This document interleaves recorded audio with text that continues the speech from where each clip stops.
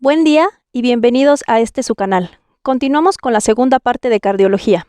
Espero en total sean entre 6 y 7 videos dedicados a esta especialidad. Muchas gracias por su apoyo en vistas, likes y suscripciones, ya que este material es dedicado a ustedes y espero poder continuar con este y muchos videos que les sean de utilidad. Les recuerdo las recomendaciones para un mejor aprendizaje y rendimiento cuando presenten su examen de NARM. ¿Cuál entre los siguientes hallazgos debe excluirse como complicación del infarto agudo de miocardio? A. Endocarditis. B. Insuficiencia cardíaca. C. Arritmias y bloqueos. D. Pericarditis. La respuesta correcta es la A. La endocarditis es una patología infecciosa que en ningún caso tiene relación como posible complicación de un infarto agudo de miocardio, sino que debemos sospechar en pacientes con valvulopatías o prótesis valvulares, adictos a drogas por vía parenteral o pacientes con dispositivos intravasculares que predispongan a infecciones. Masculino de 60 años refiere dolor precordial tras los medianos esfuerzos.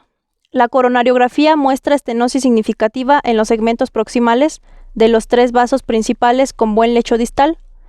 La función ventricular izquierda está deprimida, menor al 30%. ¿Cuál es la mejor opción terapéutica? A. Revascularización percutánea. B. Tratamiento médico. C. Cirugía de revascularización miocárdica. D. Implantar balón de contrapulsación. La respuesta correcta es la C. Nos presentan un paciente con enfermedad coronaria en el que tenemos que escoger la mejor opción de tratamiento revascularizador. En este caso, el paciente presenta enfermedad coronaria severa de 3 vasos y disfunción del ventrículo izquierdo. En la enfermedad de 3 vasos, especialmente si el paciente es diabético, tiene disfunción de ventrículo izquierdo o las lesiones de las arterias coronarias son complejas para el tratamiento percutáneo, es decir, que están calcificadas o localizadas en bifurcaciones, la mejor opción de tratamiento es la cirugía de revascularización coronaria, en comparación con la revascularización percutánea. Masculino de 64 años con antecedentes de hipertensión y cardiopatía isquémica. Acude a urgencias por aparición de dolor torácico opresivo mientras veía la televisión. En el triage de urgencia se detectan cifras de presión arterial de 155/95 milímetros de mercurio y una saturación capilar de oxígeno de 95%. ¿Cuál es la conducta más correcta entre las que a continuación se citan? A. Indicarle que vaya a la sala de espera. Le avisarán para la realización de pruebas. B. Avisaremos al cardiólogo de guardia para la valoración del paciente. C. Desde la consulta de triage se le remitirá a una unidad coronaria. D. Haremos un electrocardiograma en menos de 10 minutos. La respuesta correcta es la D. Este tipo de preguntas es el parteaguas para ese punto extra que requieres en el examen, ya que parece algo distractora. Se trata de un paciente con factores de riesgo cardiovascular, antecedentes personales de cardiopatía isquémica y dolor torácico. Ante todo paciente como el de este caso, en el que existe sospecha de un posible infarto agudo de miocardio, se debe realizar un protocolo de electrocardiograma en menos de 10 minutos, desde que existe contacto médico con el paciente. Es la primera medida a realizar. La sospecha de infarto agudo de miocardio implica que el abordaje diagnóstico debe ser rápido, por lo que cualquier actitud que derive el estudio sería incorrecta. Por ejemplo, la A, dado que se encuentra estable hemodinámicamente por los datos que nos muestran. No precisa ingreso a una unidad coronaria, sería la opción C incorrecta, antes de llegar al diagnóstico. Tras el alta hospitalaria en un paciente que ha sufrido un infarto agudo de miocardio, todo lo siguiente está indicado, excepto A. Tratamiento con beta bloqueadores. B. Reposo. C. Control estricto de niveles de colesterol LDL. D. Antiagregantes plaquetarios. Respuesta correcta es la B. Es una pregunta sencilla que inclusive puede contestarse por exclusión. Todo paciente con enfermedad coronaria debe estar tratado con antiagregantes plaquetarios. De inicio, ácido acetilsalicílico, salvo contraindicación, y tras cualquier síndrome coronario agudo, adicionar clopidogrel durante 12 meses. Todo paciente post-infarto agudo de miocardio debe llevar en su tratamiento, salvo contraindicación absoluta, beta bloqueadores. Asimismo, el control estricto de cifras de LDL con estatinas y el abandono del hábito tabáquico son necesarios. No está indicado el reposo. sino la reincorporación progresiva a las actividades habituales, así como la práctica regular de ejercicio aeróbico de intensidad moderada como prevención secundaria. Una vez superada la fase aguda de infarto de miocardio, en la fase de prevención secundaria, no es uno de los objetivos del tratamiento: A. Interrumpir la progresión de la enfermedad coronaria. B. Prevenir la muerte súbita y el reinfarto. C. Controlar los síntomas si los hubiere. D. Estimular el remodelado ventricular. La respuesta correcta es la D. Es una pregunta sencilla sobre la prevención secundaria del infarto agudo de miocardio, la rehabilitación funcional, laboral y social, la interrupción de la progresión de la enfermedad coronaria, el control de los síntomas, la prevención de la muerte súbita. Son todos ellos objetivos a perseguir tras un infarto agudo de miocardio. La respuesta falsa es claramente la opción D, pues uno de los objetivos más importantes es evitar el remodelado, que tiene un efecto deleterio sobre el paciente. El remodelado incluye un conjunto de cambios de forma, tamaño y espesor en el tejido ventricular. Además de sufrir una dilatación, la estructura misma del miocardio se ve alterada, produciéndose una disposición anormal de los miocitos y afecta tanto a segmentos infartados como a aquellos no infartados. Este proceso de remodelado puede reducirse o evitarse con la administración de fármacos como los IECA. ¿En cuál de las siguientes situaciones se encuentra contraindicado el implante de un balón de contrapulsación intraaórtico? A. Insuficiencia aórtica grave. B. Comunicación interventricular. C.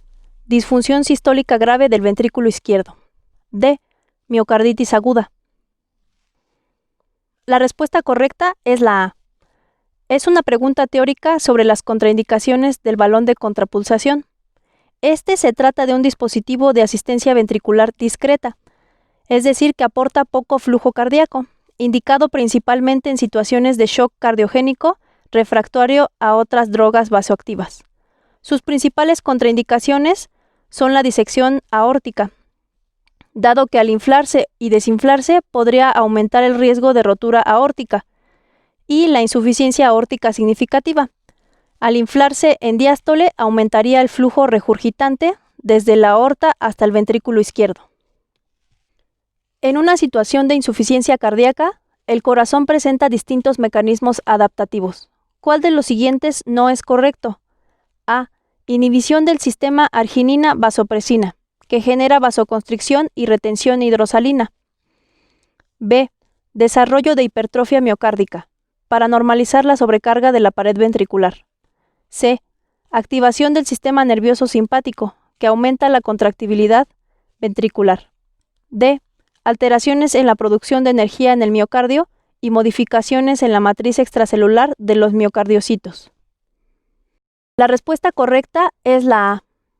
Se trata de una pregunta de dificultad media sobre los mecanismos de adaptación a la insuficiencia cardíaca. La opción incorrecta es la A, dado que el sistema arginina-vasopresina, secreción de hormona antidiurética, está activado en estos pacientes. Hay reabsorción de agua libre en el túbulo colector y vasoconstricción. La hipertrofia miocárdica es el mecanismo compensador clásico en situaciones de aumento de poscarga y se observa, por tanto, en pacientes con insuficiencia cardíaca y fracción de eyección de ventrículo izquierdo preservada. No suele observarse en pacientes con FEBI deprimida, en los que existe dilatación del ventrículo izquierdo. Masculino de 76 años de edad, diagnosticado con insuficiencia cardíaca, fibrilación auricular crónica, con disfunción sistólica severa, fracción de eyección del 33%. Sigue tratamiento con inhibidor de enzima convertidora de angiotensina, beta bloqueador y diurético tiazídico. Pese a ello, se encuentra sintomático, en clase funcional 2 de la New York Heart Association. ¿Cuál sería la actitud a seguir? A. Añadiría espironolactona. B. Suspendería tratamiento beta bloqueador. C. Añadiría al tratamiento amiodarona. D. Añadiría al tratamiento verapamil. La respuesta correcta es la A. Se trata de una pregunta sobre el tratamiento de la insuficiencia cardíaca con FEBI reducida, en un paciente que, a pesar de tratamiento con IECA y beta bloqueador, sigue con clase funcional 2 y FEBI al 35%.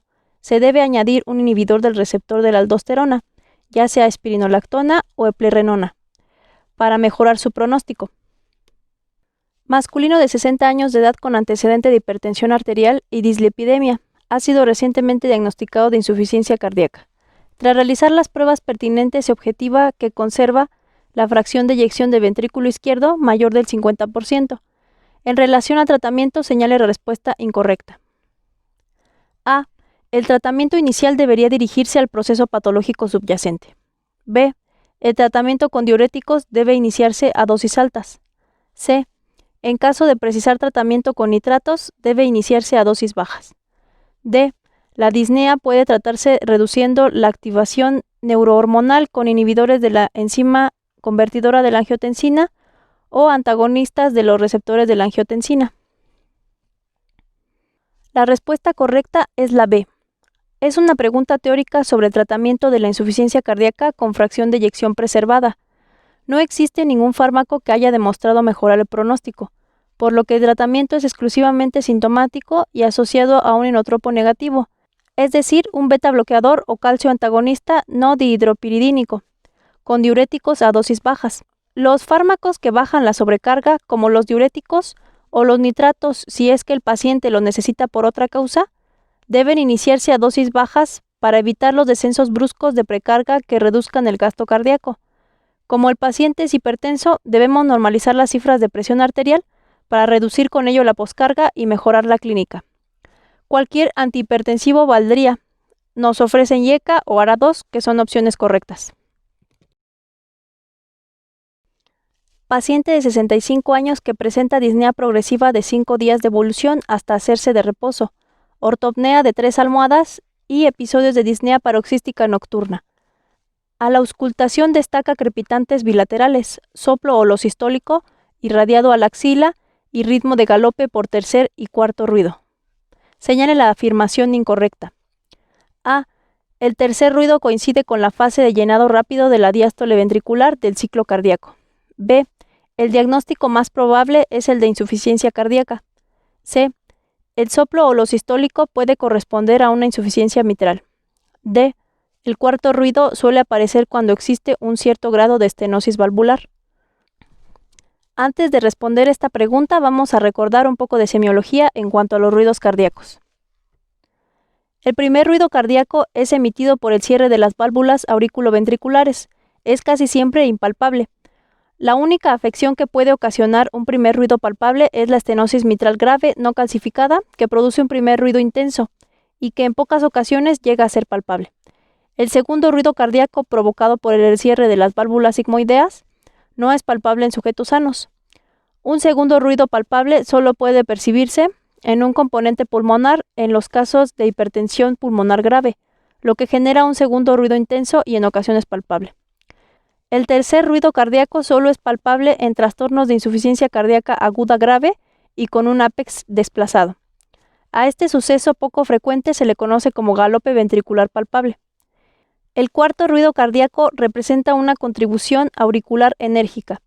Este fenómeno es palpable en los casos de hipertrofia ventricular izquierda, secundaria a hipertensión arterial sistémica grave con inadecuado control, estenosis aórtica o miocardiopatía hipertrófica, y en la convalecencia de un infarto agudo de miocardio.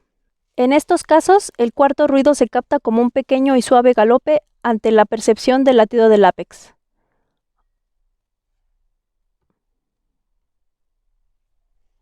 La respuesta correcta es la D. Entonces, nos cuentan un caso clínico con insuficiencia cardíaca del libro, es decir, que tiene disnea, ortopnea, disnea paroxística nocturna y signos de congestión pulmonar a la auscultación, con el tercer ruido, cuarto ruido y soplo sistólico. En este caso, el soplo sistólico puede ser perfectamente por insuficiencia mitral, puede ser la responsable del caso clínico, o por ejemplo, ser una insuficiencia mitral funcional en un paciente con una miocardiopatía dilatada. La opción A es teórica y cierta. El tercer ruido coincide con la fase de llenado rápido ventricular o protodiastólico y el cuarto ruido con la contracción auricular telediastólico. La opción más falsa, por así decirlo, que puede sacarse por descarte es la D. En casos de estenosis mitral puede haber cuarto ruido por la contracción auricular vigorosa contra una válvula rígida, pero es excepcional porque el paso de la sangre es lento, es decir, que produce un soplo, pero no suele producir un extratono. Además, en el caso clínico que nos describen, es raro que la paciente, que debuta con 65 años, tenga estenosis mitral asociada, cuya manifestación clínica suele ser más precoz. En este caso, el origen más probable del cuarto ruido es la propia insuficiencia cardíaca,